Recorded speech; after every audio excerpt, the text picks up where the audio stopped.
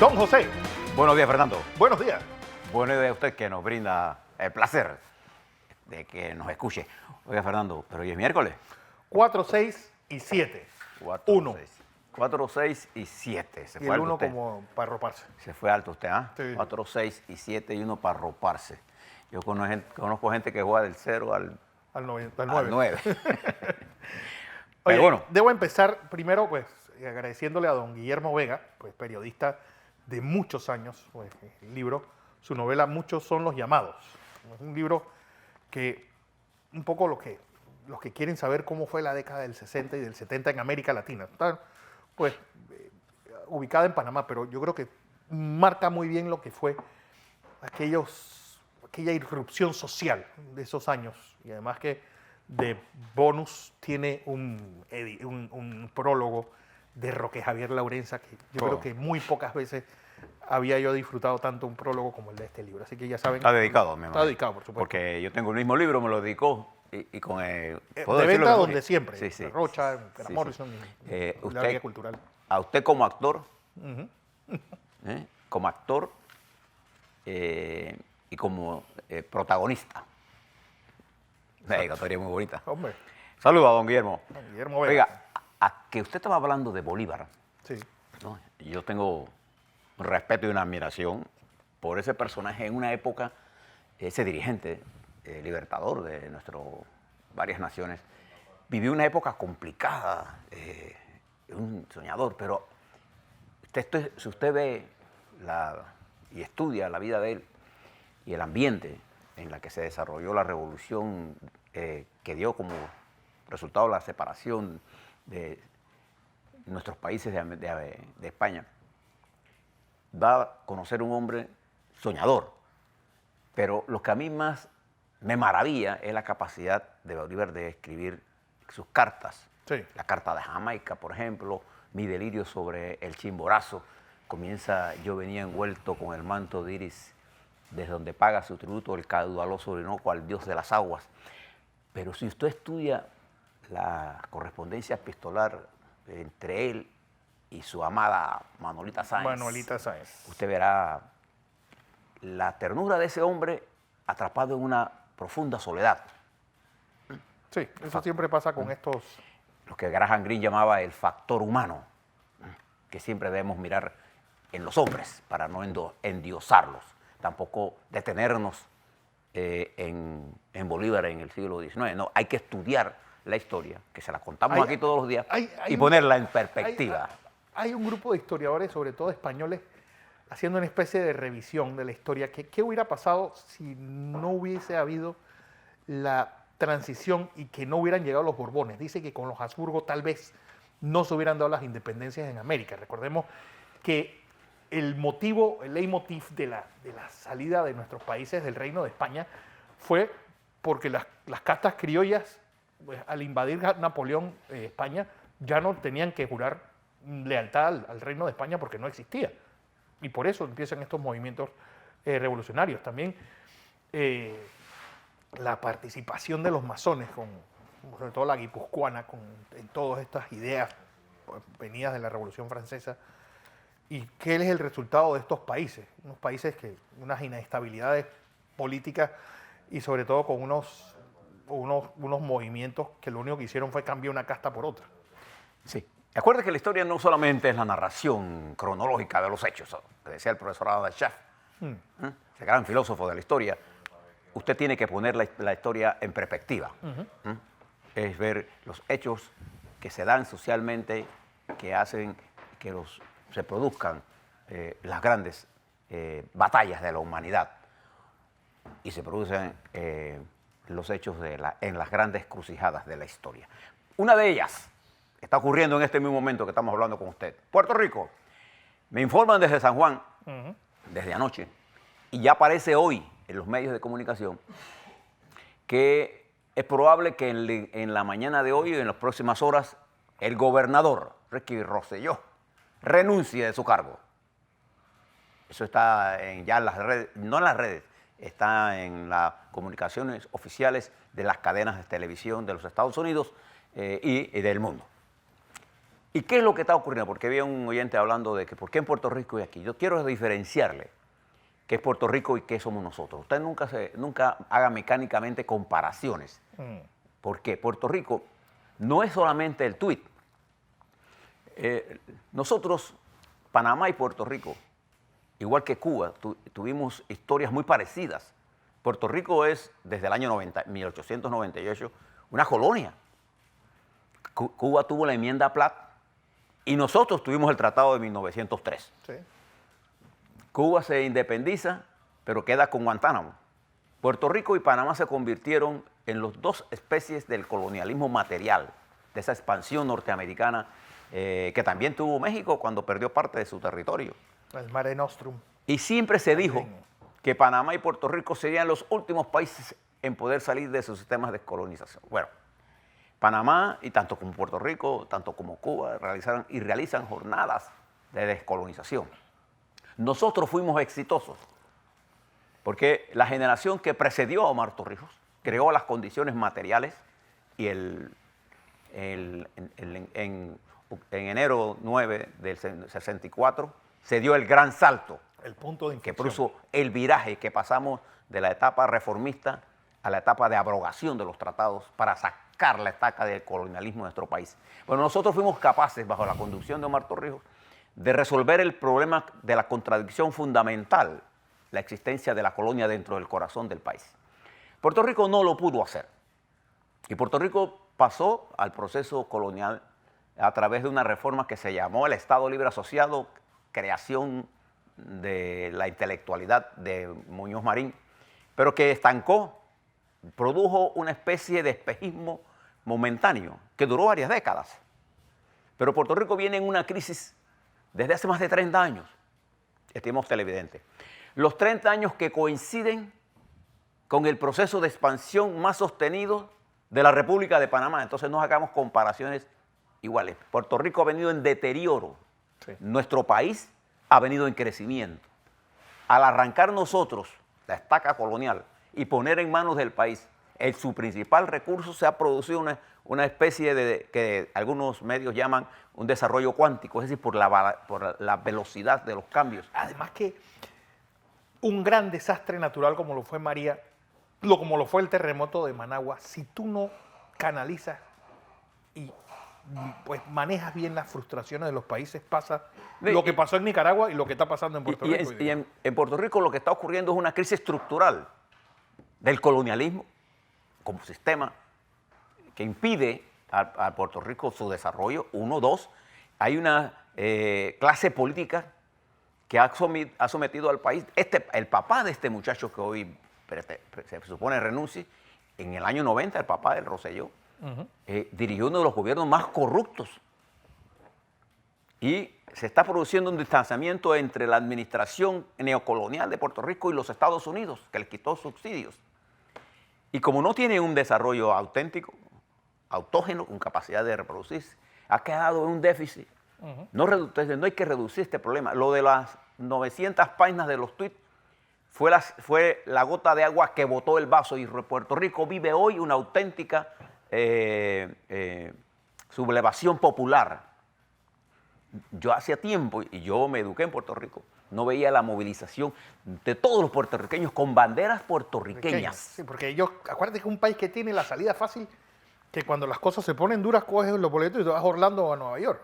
Y fíjese que en la renuncia de Ricardo Heredia, que es el jefe de gabinete del señor Rosselló, está plasmada todo esto.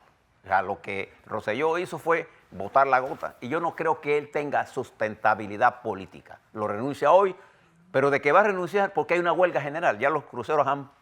¿Por qué yo le cuento esto? Porque hay que entender los fenómenos sociales en su justa dimensión y no hacer comparaciones simplistas.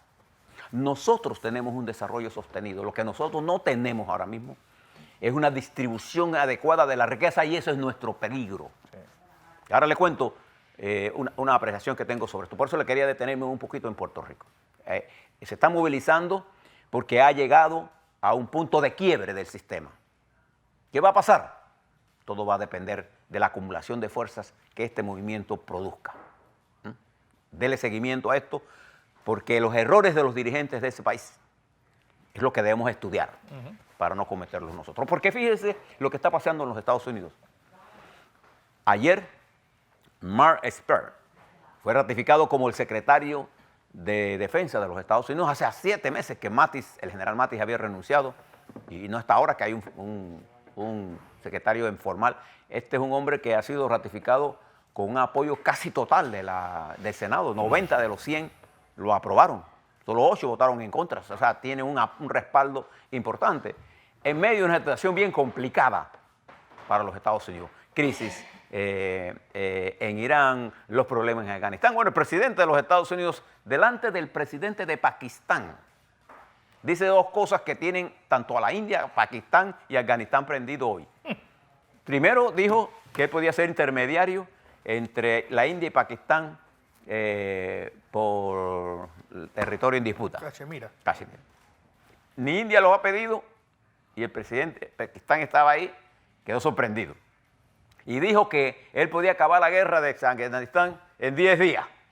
Sí, eso suena Pero, como pero iba a barrer. Vicente Fox diciendo que él terminaría la guerra en Chiapas en 15 minutos. Sí, iba a barrer, wipe up, Afganistán, iba a matar 10 millones. Pero es que eso no era su camino. Pero al decirlo, usted se pone a pensar qué presidente de los Estados Unidos haya dicho una cosa como esa en el pasado. Cuando el general MacArthur intentó convencer a Truman de lanzar la bomba, el presidente se opuso, lo trajo, lo destituyó y lo dejó como un héroe, pero lo sacó de allá. Los presidentes de los Estados Unidos, por el poder que tienen que ser cautelosos. Pero esta es la coyuntura. Pero fíjense lo que hizo con Guatemala. ¿Recuerda cuando el cómico Morales se comprometió a crear a Guatemala como tercer país seguro? ¿Qué significa esto? Que los Estados Unidos podría mandar los que van ilegalmente, mandarlos a Guatemala de regreso. Y Guatemala tendría que darle a ellos comida, hospitales, todo, que no tienen ni para su gente. Se presentó una demanda en Guatemala. La Corte Suprema de Constitución de Guatemalteca dijo que el señor Morales no tenía la facultad para este tipo de acuerdo, que lo dejara para el próximo gobierno. Y entonces se retrocede lo que él quería firmar un lunes. Bueno, ahora el presidente de los Estados Unidos amenaza a Guatemala que si eso no se firma, va a poner impuestos a las exportaciones de capitales, a las repatriaciones y a las importaciones, le va a poner aranceles. Si ese es en el mundo en que estamos viviendo, eso que está haciendo el presidente constituye, yo no veo a la Comisión de Derechos Humanos de la señora Bachelet protestando por esto. ¿Cómo se le ocurre a un presidente de los Estados Unidos, a un país tan pobre, Sí. amenazarlo de esa forma? Fíjense las situaciones en que estamos viviendo. Y es por eso que en esta compleja situación uno tiene que actuar con cautela. Uno tiene que ser, los dirigentes en particular, tienen que tomar medidas viendo el escenario global. Hoy, en los Estados Unidos comienza Robert Mueller su intervención en el Congreso de los Estados Unidos y ya vaya a ver usted, ya el presidente está tuiteando a morirse contra el señor Mueller de todo. Entonces tenemos un presidente que incluso llegó a decir que el artículo 2 de la Constitución de los Estados Unidos le permite hacer lo que a él le dé la gana. Opa. Eso solo se los puede usted escuchar a los dictadores. El presidente de los Estados Unidos no puede hacer lo que le da la gana. El presidente de los Estados Unidos está para hacer lo que la Constitución dice y hay una división de poderes en los Estados Unidos. Pero el presidente dice esas cosas y actúa como esas cosas y hace el mundo cada vez más inestable. Hoy sale una delegación de los Estados Unidos que ya está en Beijing para discutir el problema comercial. No veo todavía la luz en el túnel, pero es un avance importante porque las más altas autoridades norteamericanas se van a entrevistar con las más altas autoridades chinas para avanzar en este proceso que creo que va a tomar varios meses más. De manera que el mundo entonces ha bajado los niveles de crecimiento del Fondo Monetario, ha tenido que decir que baja las calificaciones de crecimiento del mundo, incluyendo a nosotros. Un punto entero, Que nos baja de 6 a 5, pero fíjese, el resto de América Latina está en 0.8, 1.2. Otro está en negativo. Bien. Mientras fíjese lo que pasa en Ecuador, de allá a acá. En Ecuador hay una disputa, porque este señor Lenín Moreno, que hoy aparece muy, muy amigo de los Estados Unidos, va a aprender muy pronto cuando deje la presidencia que los Estados Unidos no tienen amigos. Las potencias no tienen amigos, no se dan esos lujos. Las potencias tienen intereses y debemos entenderlo. Yo no estoy criticando eso. Nosotros hacemos amigos y creemos que son amigos estratégicos. No, no, no. Las potencias, por su propia naturaleza, juegan por los intereses estratégicos y geopolíticos del momento. Bueno, este es el caballero que firmó un acuerdo con el Fondo Monetario para hacer reformas estructurales. Ahora, la versión que se da en español en Ecuador de los acuerdos que él tomó con el FMI no coinciden con la carta en inglés. Es extraño porque el Fondo Monetario en eso es muy estricto. Falta ver qué fue lo que pasó, si es que el debate en Ecuador es que lo que se dice en inglés no es lo que está en español, pero eso los ecuatorianos lo deben resolver muy fácilmente. Métase usted a la web, ponga Fondo Monetario, acuerdo, eso está en la red, ¿ah? Sí, están las dos, en los dos idiomas. Sí, eso no es, sáquelo y compare. Ya. Porque lo que habla el Fondo Monetario es de volver a la privatización de los servicios eléctricos, energéticos de Ecuador. Y habla sobre las reformas laborales para mejorar la competitividad de Ecuador. Es el mismo discurso que le ha dado el Fondo Monetario a lo largo de los últimos 40 años al mundo. Y eso llevó a todos los países donde están. Bien. En el marco de esta situación global, mire lo que está pasando en España. Ayer, Pedro Sánchez solo obtuvo los votos de él, de su partido, más un voto más que hubo por allí, pero hoy está reunido con Unidas Podemos y mañana se da la votación. Si no hay acuerdo, si él no logra una mayoría, habrá elecciones nuevas.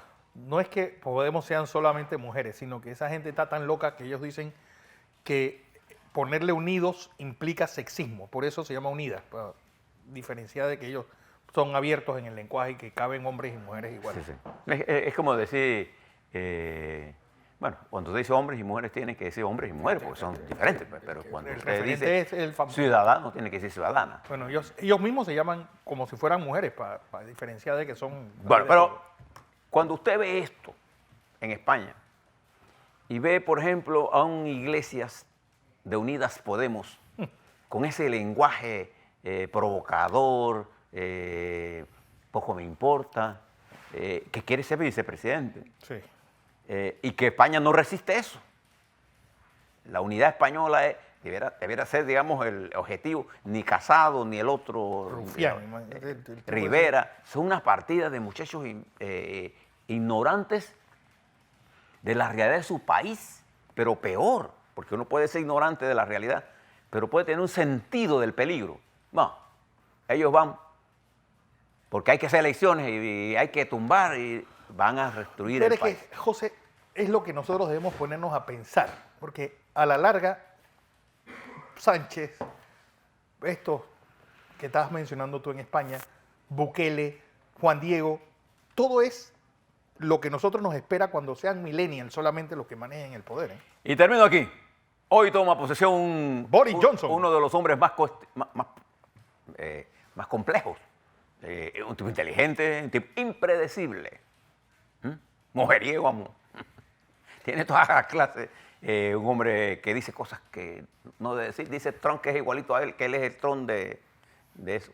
Y Inglaterra es otra cosa. ¿Tú sabes quién es él, no? ¿Su bisabuelo quién era? Él es bisnieto, no, él es bisnieto de Ahmed Kemal, quien fue primer ministro del Interior en el gobierno turco post Primera Guerra Mundial. Y su abuelo lo terminaron linchando y matando en la calle en Turquía. Bien, hoy... Ese es el nuevo primer ministro de Inglaterra. Preste la atención a este hombre. Este hombre asumirá hoy, ya está entregando su renuncia Theresa May, ya es historia. Después de esto vendrá Johnson a entrevistarse allá en Buckingham con la reina, quien lo autorizará a formar gobierno, regresará al número 10 de Downing Street y formará gobierno, ya tiene su equipo de gobierno y estará en la tarde de hoy siendo el primer ministro de Inglaterra para enfrentar uno de los riesgos más importantes, el Brexit. Él dice que al 31 de octubre, con o sin acuerdo, Inglaterra está afuera. Lo cierto es que el Brexit, la salida, va a provocar una recesión en ese país. A la vuelta vamos a hablar sobre Panamá. ¿Qué fue lo que logró el presidente Cortizo allá en Nueva York? ¿Cómo encaja eso que hizo el presidente Cortizo con lo que está pasando en la Asamblea? ¿Cómo encaja todo esto con la nueva confrontación entre el Ejecutivo y el Ministerio Público? ¿Y cuál es el camino en medio de una compleja situación? Por eso le quería que le prestara atención a lo de Puerto Rico, no para mirarlo y hacer conclusiones simplistas, es para ver la complejidad de lo que está pasando en nuestro continente y más allá de nuestro continente. A la vuelta.